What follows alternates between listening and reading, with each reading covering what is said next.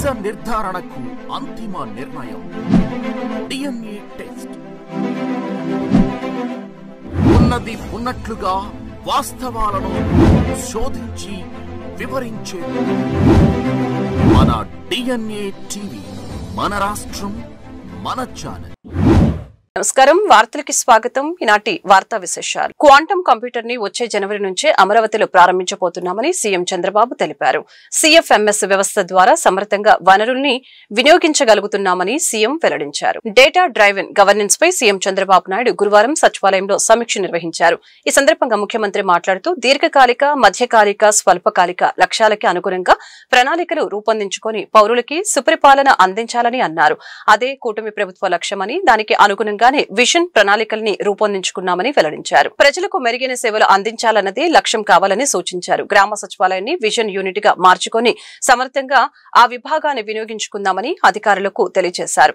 అంతా కలిసికట్టుగా పనిచేసి ఇటీవల వచ్చిన తుఫాన్ని టెక్నాలజీ వినియోగంతో ప్రాణ ఆస్తి నష్టాన్ని బాగా తగ్గించగలిగామని సీఎం తెలిపారు. ఇందులో సిటిజన్ డేటా టోటల్ గా క్యాప్చర్ చేశాం. అందులో ఫ్యామిలీ యాజ్ ఎ యూనిట్, అదే మరి ఫ్యామిలీని జియో ట్యాగింగ్, హౌస్ని జియో ట్యాగింగ్ చేయడం, ఇక్కడి నుంచి ఎంతమందికి సర్వీస్ చేస్తున్నామో గవర్నమెంట్ ఆఫ్ ఇండియా ఇచ్చే పెన్షన్లు కానీ, సర్వీసెస్ కానీ, మన సర్వీసెస్ కానీ, everything is online. Real time 42 parameters వస్తున్నాయి. డేటా లేక్లో సింగిల్ ట్రూత్ ఆఫ్ ఇన్ఫర్మేషన్, ఇంకా multiple sources leave. Every department as associate with that చాలా క్లియర్గా ఒక విజన్ తయారు చేశాం. ఆ విజన్ కరెక్ట్గా వెళ్తా ఉందా లేదు కూడా ప్రిడిక్టివ్ అనలిటిక్స్ మనం చూసుకుంటే వస్తుంది. ఇలాంటి వేరియస్ అప్రోచెస్ చేసుకొని అన్నీ కూడా డేటా వచ్చిన తర్వాత మిమ్మల్ని కోరేది ఫైల్స్ ఉన్నాయి. మీ ఫైల్స్ అన్నీ ఆన్లైన్లో ఉన్నాయి. ఎవరు ఎన్ని ఫైల్స్ ఎన్ని రోజులు క్లియర్ చేస్తున్నారు. Files are real time. మీరు ఎక్కడున్నా మీ ఫైల్స్ వరకు మీకు అందుబాటులో ఉన్నాయి. ఇవన్నీ మీరు ఎంత ఫాస్ట్గా క్లియర్ చేస్తే అంత ఇంపాక్ట్ వస్తుంది. క్లియర్గా మీరు గుర్తుపెట్టుకోవాల్సింది, డేటా ఉంది, ప్రాసెస్ రియల్ టైం చేస్తున్నాం. రియల్ టైం కమ్యూనికేట్ చేయడానికి WhatsApp, not only WhatsApp, online services provide చేయాలని మన ఉద్దేశం. ఈరోజు నేను చూస్తుంటాను, చిన్నప్పటి నుంచి నేను చూశాను, చదువుకోవడానికి పోవడానికి నేను 10 సర్టిఫికేట్లు తీసుకోవాలి. ఇలాంటివన్నీ తీసుకోవడానికి అనేక ఇబ్బందులు అన్నమాట. అందుకే ఇక్కడ డిజీ లాకర్ వచ్చింది. అవసరమైతే ప్రతి ఒక్కరికి గవర్నమెంట్ ఆఫ్ ఇండియా కూడా ఒక లాకర్ క్రియేట్ చేసి మనం కూడా క్రియేట్ చేస్తాం.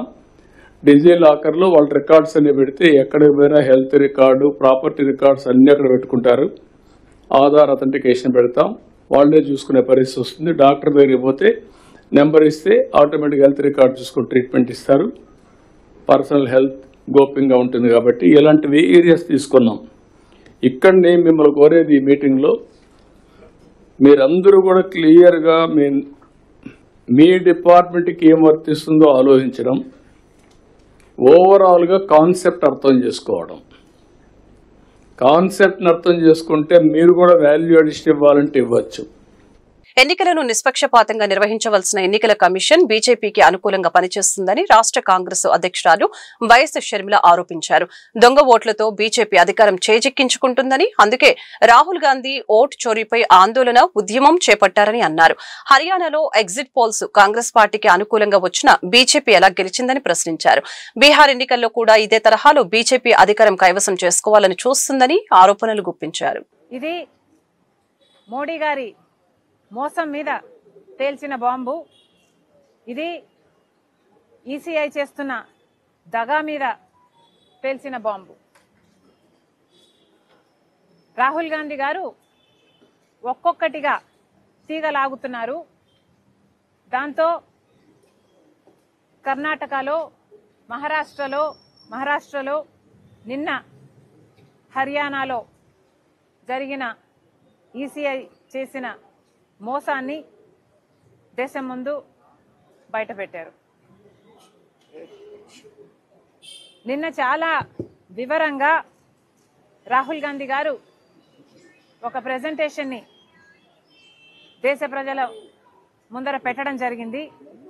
దాంట్లో హర్యానాలో 25 లక్షల ఓట్లని ఈసీఐ బీజేపీకి అనుకూలంగా అవుట్కమ్ మారడానికి ఒక దగా చేసినట్టు రాహుల్ గాంధీ గారు దేశం ముందు ఈ నగ్న సత్యాన్ని పెట్టడం జరిగింది. 25 లక్షల దొంగ ఓట్లు అంటే హర్యానాలో మొత్తం ఉన్నదే 2 కోట్ల ఓట్లయితే దాంట్లో 25 లక్షల ఓట్లు దొంగ ఓట్లే. అంటే 8 మంది ఓటర్లకు ఒక ఓటర్ ఒక ఓటు దొంగ ఓటు. ఎంత ఆశ్చర్యం! అసలు హర్యానాలో పోల్ అయింది బీజేపీకి కాంగ్రెస్ పార్టీకి ఓట్ షేర్ చూసుకుంటే రెండిటికి పెద్ద తేడా లేదు. బీజేపీ పార్టీకి 55,48,000 చిల్లర ఓట్లు పోలైతే కాంగ్రెస్ పార్టీకి పోలయ్యింది 54,30,000 చిల్లర. అంటే కేవలం 1,18,000 కేవలం 1,18,000 ఓట్ల తేడాతో హర్యానాలో బీజేపీ అధికారంలోకి రావటం జరిగింది. అంటే వీళ్ళు దొంగ ఓట్లుగా 25 లక్షల ఓట్లు చేర్చారు. దాంతో 1,18,000 ఓట్ల తేడాతో బీజేపీ పార్టీ హర్యానాలో.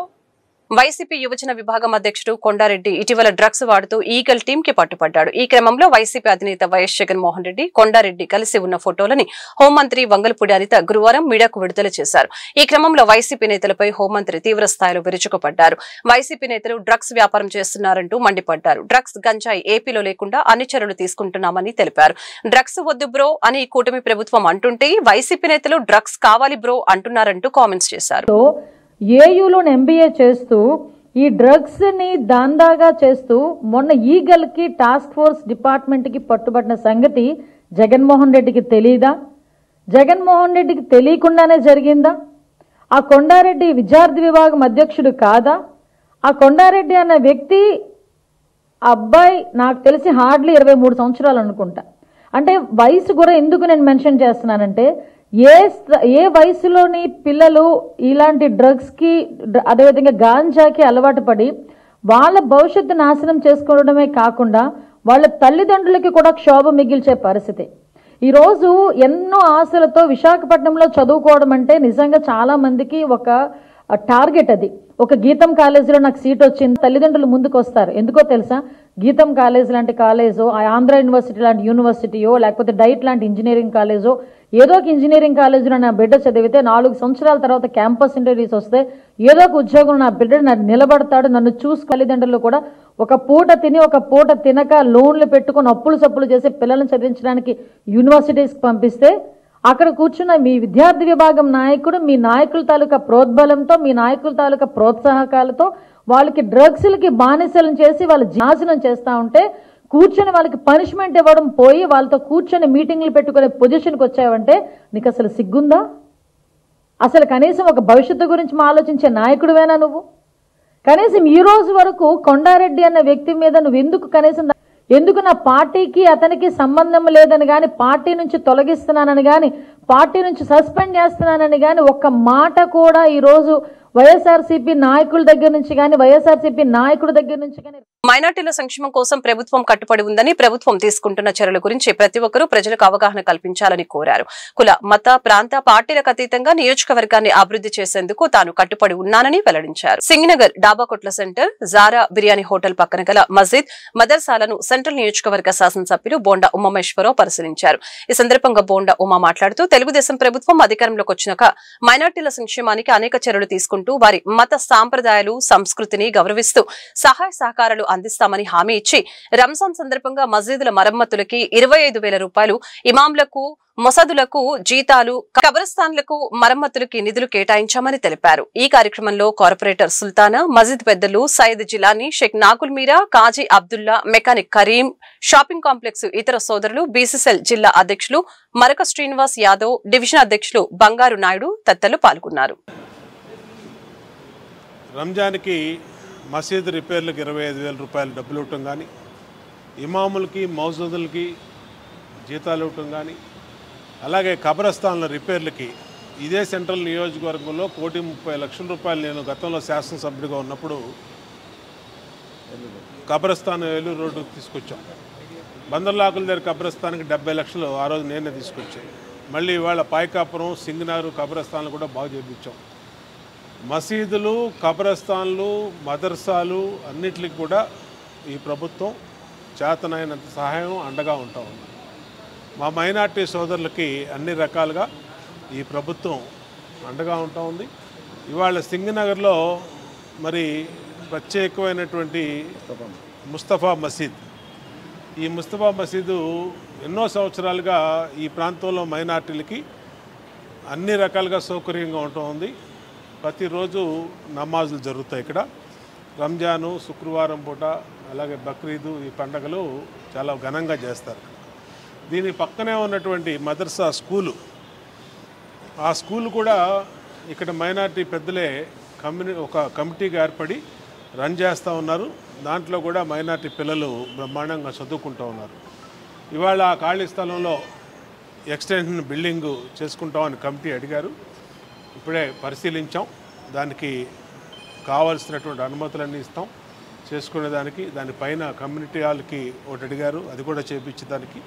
ఖచ్చితంగా అందరం కలిపి ఈ నియోజకవర్గ అభివృద్ధి కోసం, ఈ నియోజకవర్గంలో అన్నదమ్ముల్లాగా కలిసి ఉండటం కోసం పార్టీలకు అతీతంగా, ఇవాళ పార్టీలు అనేది మసీదుల్లో, గుళ్ళలో, చర్చిల్లో పార్టీలు లేవు. అందరూ కూడా పార్టీలు అతీతంగా అందరూ కూడా ఒకటే అన్నదమ్ముల్లా కలిసి ఉంటారు. ఇవాళ ఇక్కడ స్థానిక కార్పొరేటరు మా మైనార్టీలు సుల్తానా, మా చెల్లెలు ఇక్కడ, ఆమె నిరంతరం కూడా ఇక్కడ పనిచేస్తూ ఉంది.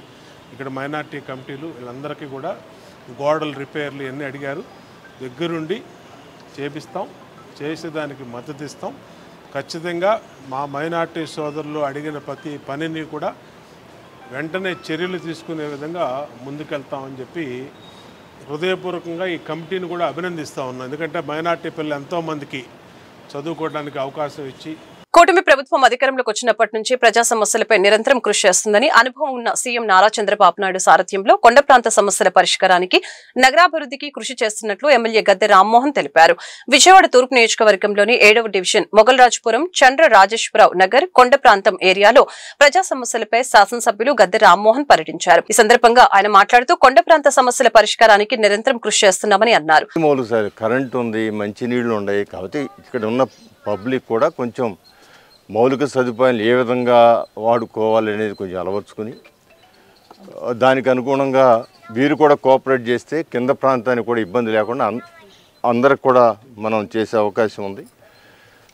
సో ఈ రోజున నిన్న తుఫాన్లో మనం చూసాం. ఆ తుఫాన్లో అధికారులు అందరూ కూడా ఇంటింటికి వచ్చి కొండబడే అవకాశాలు ఉన్న వాళ్ళని ఖాళీ చేయించడం, రకరకాలు చేసి ఎక్కడ కూడా ప్రాణ నష్టం లేకుండా చేయడం జరిగింది. సో ఈ సందర్భంలో కొన్ని చోట్ల మట్టి పట్టడం, చిన్నగా రోడ్డు ధ్వంసం అవడం జరిగినాయి. అవన్నీ కూడా పరిశీలించి వాళ్ళ అధికారులు కూడా తీసుకురావడం జరిగింది. పరిశీలించి వాళ్ళకి వీలైన తొందరగా మళ్ళా సౌకర్యం మళ్ళీ వాళ్ళు యథావిధిగా వాళ్ళు ఇళ్ళే విధంగా దానికి ఏర్పాటు చేయడానికి మేము ప్రయత్నం చేయడం జరుగుతుంది. సో దానికోసం ఇవాళ ఈ మెట్ల మార్గం అంతా ఎక్కి ఇంత ఎత్తుకు కూడా వచ్చి అందరూ నాయకులు, మరి కార్యకర్తలు, ఎందుకంటే ఇప్పుడు పబ్లిక్ శ్రేయస్సు కోరే కార్యకర్తలు, తెలుగుదేశం పార్టీ, కూటమి, జనసేన కానివ్వండి, బీజేపీ కానీ ఇప్పుడు కూడా పబ్లిక్ ఎక్కడ ఆపుతున్నా కూడా వచ్చి మన కరెంటు పోలు అడ్డంగా ఉంది, అది పడిపోతే ప్రమాదం చేత కరెంటు పోలు కూడా తీసి కరెంటు ఇవ్వటం జరిగింది. సో ఆ విధంగా ఇలాంటి కార్యక్రమాలకి మరి అధికారులు కూడా స్పందిస్తూ ఉన్నారు. ఓన్లీ ఫైనాన్షియల్ ఇబ్బంది ఉన్నమాట వాస్తవం, అయినా కూడా ముఖ్యమైన కార్యక్రమాలకు అవి పూర్తి చేసుకోవడం జరుగుతుంది. ఇక్కడ చూసి ఇప్పుడు అధికారులు కూడా ఎస్టిమేషన్లు వేసి వారికి ఇమీడియట్గా తక్షణమే. డాక్టర్ బిఆర్ అంబేద్కర్ సామాజిక న్యాయ మహాశిల్పం స్మృతి వనానికి నిధులు కేటాయించి పర్యాటక కేంద్రంగా తీర్చిదిద్దాలని సిపిఎం రాష్ట్ర కార్యదర్శి వి శ్రీనివాసరావు ప్రభుత్వాన్ని డిమాండ్ చేశారు. స్వర్ణాంధ్రప్రదేశ్ అని గొప్పగా చెప్పుకునే చంద్రబాబు జీతాలు కూడా ఇవ్వటం లేదని విమర్శించారు. స్మృతి వనాన్ని వ్యాపార కేంద్రంగా మార్చాలని చూస్తున్నారని దుయ్యబట్టారు. డాక్టర్ బిఆర్ అంబేద్కర్ సామాజిక న్యాయ మహాశిల్పం స్మృతి వనాన్ని నిధులు కేటాయించి పర్యాటక కేంద్రంగా తీర్చిదిద్దాలని కోరుతూ విజయవాడ పాలోత్సవ భవన్లో దళిత గిరిజన ప్రజా సంఘాల ఆధ్వర్యంలో రౌండ్ టేబుల్ సమావేశం ఏర్పాటు చేశారు. ప్రభుత్వం ఏర్పాటు చేసినటువంటి డాక్టర్ బిఆర్ అంబేద్కర్ స్మృతివనానికి నిధులు కేటాయించి అభివృద్ధి చేయాలని చెప్పి ఈరోజు దళిత గిరిజన ప్రజా సంఘాలు కోరుతూ ఉన్నాయి. గత రాష్ట్ర ప్రభుత్వం ఈ స్మృతివనం ఏర్పాటు చేసింది, దీన్ని ఆవిష్కరణ చేసింది, జాతికి అంకితం చేసింది. ఈనాటి కూటమి ప్రభుత్వం అధికారులకు వచ్చి సంవత్సరం దాటిపోయింది. ఇది అభివృద్ధి ఏమాత్రం కూడా లేదు. ఈ యొక్క అభివృద్ధి మీద, నిర్మాణం మీద, నిర్వహణ మీద విధానపత్రం విడుదల ఇవ్వమని చెప్పి మేము డిమాండ్ చేస్తూ ఉన్నాం. రెండోది, ఇటీవల కాలంలో అక్కడ పనిచేసేటువంటి పారిశుద్ధ్య కార్మికులకి, అట్లానే సెక్యూరిటీ, వివిధ రకాల కార్మికులకి వేతనాలు సరిగ్గా ఇవ్వట్లేదు. వీరికి వివిధ రకాల సర్వీస్ సెంటర్లు వీళ్ళని తీసుకున్నాయి, కానీ వేతనాలు ఇవ్వట్లేదు. ఈ మధ్య ఉద్యమం చేసిన తర్వాత 10 నెలలు జీతాలు ఇవ్వాల్సి ఉంటే 6-7 నెలలు మాత్రం జీతాలు ఇచ్చారు. ఇది అభివృద్ధి సంబంధించి. అందుకోసంగా ఈ మధ్యకాలంలో కూటమి ప్రభుత్వం వచ్చిన తర్వాత దీన్ని కల్చరల్ డిపార్ట్మెంట్కి ఇచ్చారు. అంతకుముందేమో మున్సిపాలిటీ, సాంఘిక సంక్షేమ శాఖ, వివిధ డిపార్ట్మెంట్లు సమన్వయంతో జిల్లా కలెక్టర్ గారి పర్యవేక్షణలో ఉండేది. ఇప్పుడు దీన్ని కల్చరల్ డిపార్ట్మెంట్కి ఇచ్చిన తర్వాత కల్చరల్ డిపార్ట్మెంట్కి నిధులు కేటాయించలేదు. అందుకోసంగా ఈరోజు దీనికి సంబంధించి పెండింగ్ వర్క్స్ కూడా ఉన్నాయి. దీనికి సంబంధించి గత రాష్ట్ర ప్రభుత్వం దాదాపు 300 కోట్ల దాకా ఖర్చు పెట్టింది. కానీ ఈ ప్రభుత్వం దీనికి సంబంధించిన నిధులు కేటాయింపులు ఉండాలి, విడుదల చేయాలి. ఇప్పటికీ అక్కడ ఉన్నటువంటి స్మృతివనంలో అనేక రకాల పెండింగ్ వర్కులు ఉన్నాయి. దీని యొక్క పర్పస్ ఏంటి? ఇది ఒక స్టడీ సర్కిల్, ఇది ఒక పర్యాటక కేంద్రంగా చేసి స్టడీ సెంటర్గా నడపాలి. స్టడీ సెంటర్తో పాటుగా వివిధ కార్యక్రమాలు నిర్వహించుకోవడం కోసం అనేక రకాల బిల్డింగులు ఏర్పాటు చేశారు. ఇంకా పూర్తి కాల. అక్కడ ఉన్నటువంటి చుట్టూ ప్రహరీ గోడ నిర్మించాలి, చుట్టూ ప్రహరీ గోడ నిర్మించాల. పక్కన ఉన్నటువంటి జడ్జి గారి బంగ్లా ఉంది, దాన్ని ఖాళీ చేయించాల. కాబట్టి ఈ రకమైన పెండింగ్ సంబంధించిన వర్క్లోని పెండింగ్ వర్క్లు పూర్తి చేయాలని చెప్పి కోరుతా ఉన్నాం. అదే క్రమంలో పెండింగ్ వర్కులతో పాటుగా ఇక్కడ దానికి సంబంధించి స్మృతివనం డాక్టర్ బిఆర్ అంబేద్కర్ స్వరాజ్ మైదానంలో ఏర్పాటు చేసినటువంటి సామాజిక న్యాయ శిల్పాన్ని కూటమి ప్రభుత్వం నిరాదరణకు గురి చేస్తూ నిర్లక్ష్యం వహిస్తున్న మీదట ఇక్కడ ఏర్పాటు చేసిన రౌండ్ టేబుల్ నుంచి డిమాండ్ చేస్తున్నాం. ఆ యొక్క ప్రాంగణానికి సముచిత ప్రాధాన్యతనిచ్చి వెంటనే అక్కడ ఉన్నటువంటి ప్రారంభానికి ముందు ఆగిపోయినటువంటి కట్టడాలన్నింటినీ కూడా పూర్తి చేయాలని, అది ఒక గుజరాత్లోని పటేల్ విగ్రహ నిర్వహణ ఎలాగైతే ఉంటుందో, ఢిల్లీలోని డాక్టర్ బిఆర్ అంబేద్కర్ మెమోరియల్ నిర్వహణ ఎలా ఉంటుందో ఆ విధంగా ప్రభుత్వం, కేంద్ర ప్రభుత్వం కానీ రాష్ట్ర ప్రభుత్వం కానీ చేపట్టి నిర్వహించాలని చెప్పేసి కూడా ఈ సందర్భంగా జై భీమ్రావ్ భారత్ పార్టీ తరపున డిమాండ్ చేస్తున్నాం.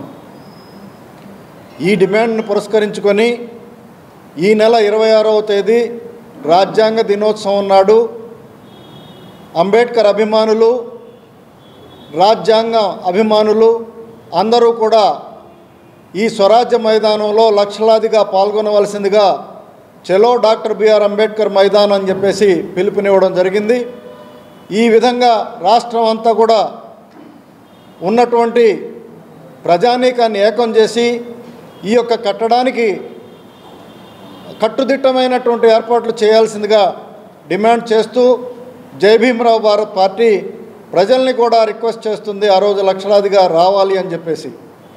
ముఖ్యంగా కూటమి ప్రభుత్వం గెలిచిన నాటి నుంచి, అంటే ఎలక్షన్లో రిజల్ట్స్ డిక్లేర్ నగరం, అమరావతి రాజధాని ఏరియా మొత్తం కూడా ఇంకొక రకంగా మన మొత్తం రాష్ట్రం కూడా గర్వించదగినటువంటి రీతిలో ఈరోజు ఇక్కడ మన అంబేద్కర్ సామాజిక స్మృతి చిహ్నం కేంద్రంలో అంబేద్కర్ విగ్రహం పెట్టి అనేక రకాలైనటువంటి వైజ్ఞానిక కార్యక్రమాలని తీర్చిదిద్దడానికి అక్కడ సౌకర్యాలన్నీ పెట్టారు. ఇటీవల కాలంలో దీన్ని నిర్వహణలో కానీ దాన్ని అభివృద్ధి చేయడంలో కానీ పూర్తి నిర్లక్ష్యం కనిపిస్తోంది. నేను కూడా వెళ్ళాను అక్కడ పలు సందర్భాల్లో. చివరికి అక్కడ పనిచేసేటువంటి కార్మికులకి జీతాలు ఇవ్వకుండా ఎగనామం పెట్టి అక్కడ ఎటువంటి నిర్వహణ లేకుండా దాన్ని అలా వదిలేయాలనేటువంటి ఒక దుష్టబుద్ధి ఉన్నట్టుగా కనిపిస్తున్నది. కార్మికులు తమ జీతాల కోసం ఆ స్మృతివనంలో పనిచేసేటువంటి వాళ్ళు పోరాడాల్సినటువంటి పరిస్థితి వచ్చిందంటే అంతకన్నా బాధాకరమైన విషయం ఇంకోటి లేదు. అక్కడ ఉండేటువంటి స్వీపర్స్కి లేకపోతే అక్కడ ఉండే వాచ్మెన్స్కి వాళ్ళకు కూడా జీతాలు ఇచ్చేటువంటి స్థితిలో ప్రభుత్వం లేదా? మరి వాళ్ళకు కూడా జీతాలు ఇవ్వలేని స్థితిలో ఈ ప్రభుత్వం రాష్ట్రాన్నే స్వర్ణాంధ్రప్రదేశ్గా మారుస్తామని చెబుతున్నారు. మరి స్వర్ణం తర్వాత సంగతి చివరి కట్టెపుల్లలు కొనుక్కోవడానికి కూడా డబ్బులు ఇవ్వలేనటువంటి స్థితిలో స్వర్ణాంధ్రప్రదేశ్ ఎలా ఇస్తారు? ఈ నెల 9వ తేదీన విజయవాడ మాకినేని బసవపున్నయ్య ఆడిటోరియం నందు ఆంధ్రప్రదేశ్ బీసీ సంక్షేమ సంఘం రాష్ట్ర స్థాయి విస్తృత స్థాయి సమావేశం నిర్వహిస్తామని ఆ సంఘ రాష్ట్ర అధ్యక్షులు కేసన శంకర్రావు తెలిపారు. జనగణనతో పాటు కుల గణన చేసి జనాభా దామాషా ప్రకారం బీసీలకు రిజర్వేషన్లు కల్పించాలని డిమాండ్ చేశారు.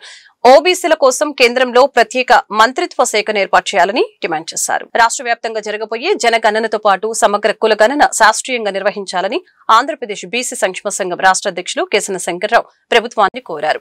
విజయవాడ గవర్నర్పేటలోని ఎంబీవీకే కార్యాలయంలో గురువారం జరిగిన మీడియా సమావేశంలో ఆయన మాట్లాడారు. కులగణన ఆధారంగా బీసీల జనాభా శాతం మేరకు రిజర్వేషన్లు చట్టబద్దంగా అమలు చేయాలని కోరారు. ఈ నెల 9న విజయవాడలోని రాఘవయ్య పార్క్ ఎదురుగా ఉన్న మాకినేని బసవపున్నయ్య విజ్ఞాన కేంద్రంలో జరగబోయే రాష్ట్ర స్థాయి విస్తృత సమావేశంలో బీసీల సమస్యలపై సమగ్రంగా చర్చిస్తామని తెలియజేశారు. స్థానిక సంస్థల ఎన్నికల గడువు 2026 మార్చితో ముగుస్తున్నందువలన కులగణన ప్రక్రియను వేగవంతం చేసి చట్టబద్ద రిజర్వేషన్లు అమలు చేయాలని డిమాండ్ చేశారు. బసవపున్నయ్య గారి ఆడిటోరియంలో రాష్ట్ర విస్తృత స్థాయి సమావేశాన్ని ఏర్పాటు చేసుకోవటం జరిగింది. రాష్ట్ర కార్యవర్గం అంతా కూడా ఆ రోజున కొన్ని కీలకమైనటువంటి నిర్ణయాలు తీసుకుని భవిష్యత్తు కార్యాచరణ కొరకు ఆ సమావేశం యొక్క ముఖ్య ఉద్దేశం అని చెప్పని మీడియా మిత్రులకి తెలియజేస్తూ ఉన్నాం. అదేవిధంగా గతంలో జనగణనతో పాటు కులగణాంకాలు కూడా చేయాలని అనేక దశాబ్దాల నుంచి కూడా గల్లీ నుంచి ఢిల్లీ వరకు కూడా పోరాటాలు చేసినటువంటి పరిస్థితి మీ అందరికి కూడా తెలుసు. న్యాయస్థానాలు కూడా జనగణనతో పాటు కులగణాంకాలు చేస్తేనే సమస్త రంగాల్లో వారికి తగినటువంటి ప్రాధాన్యత దక్కుతుందని చెప్పని ఆనాడు హైకోర్టు కానీ సుప్రీంకోర్టు కానీ న్యాయమూర్తులు కూడా తెలియజేశారు. బ్రిటిష్ వాళ్ళు ఉన్న టైంలో 1931లోనే జనగణనతో పాటు కులగణాంకాలు కూడా చేశారు. ఆ తదుపరి దాదాపు ఇప్పుడు 90 సంవత్సరాలు దాటింది. ఇంతవరకు కూడా జనగణనతో పాటు కులగణాంకాలు చేయలేదు. ఆ క్రమంగానే అనేక దఫాలుగా పార్లమెంట్లో కూడా ప్రతిపక్షంలో ఉన్నటువంటి మరి ములాయం సింగ్ యాదవ్ కానీ శరత్ యాదవ్ కానీ లల్లు ప్రసాద్ కానీ వీళ్ళందరూ కూడా మరి ఈ యొక్క జాతీయ స్థాయిలో జనగణనతో పాటు కులగణాంకాలు కూడా చేయాలని కోరటం కానీ అదేవిధంగా మహిళా బిల్లుని ప్రవేశపెట్టారు. ఓబీసీ సబ్ కోటా అనేంతవరకు తేలేంతవరకు కూడా మేము ఆమోదింపజేయమని చెప్పని ఆ రోజున పార్లమెంట్ని బాయ్కట్ చేసేటువంటి విషయం కూడా మనందరికీ కూడా తెలుసు. ఇవాళ నరేంద్ర మోడీ గారు ఈ దేశ ప్రధానిగా బలహీన వర్గాలకు చెందినటువంటి వ్యక్తి 3 దఫాలుగా ఈ దేశ ప్రజలు వారికి అవకాశం కల్పించారు. మాకు కూడా చాలా సంతోషమే. ఎందుకంటే ఈ దేశానికి బలహీన వర్గాలకు చెందినటువంటి వ్యక్తి ప్రధానిగా అయ్యాడని చెప్పని చాలా సంతోషిస్తాం. కానీ ఆ యొక్క బలహీన వర్గాలకు సంబంధించినటువంటి అంశాలని మరి చట్టసభల్లో వారికి తగినటువంటి ప్రాధాన్యత కల్పించాలని కానీ అదేవిధంగా బీసీ మంత్రిత్వ శాఖని ఏర్పాటు చేయాలని అదేవిధంగా ఎవరికీ లేనటువంటి క్రిమిలేయర్ని తీసేయాలని చెప్పని అదేవిధంగా మరి అనేక కార్యక్రమాలు కేంద్ర ప్రభుత్వంలో ఈరోజు వరకు కూడా పెండింగ్లో ఉన్నటువంటి పరిస్థితి మనందరికీ కూడా తెలుసు. అదేవిధంగా రేపు జరగబోయేటువంటి పార్లమెంట్లో కూడా దీన్ని చర్చ కొనసాగించి ఈ వర్గాలకి కావలసినటువంటి మరి చేయాల్సినటువంటి బాధ్యత కేంద్ర ప్రభుత్వంపై. ఈ వార్తలు ఇంతటితో సమాప్తం. మరొక బులెటిన్ మళ్ళీ కలుద్దాం. నమస్కారం.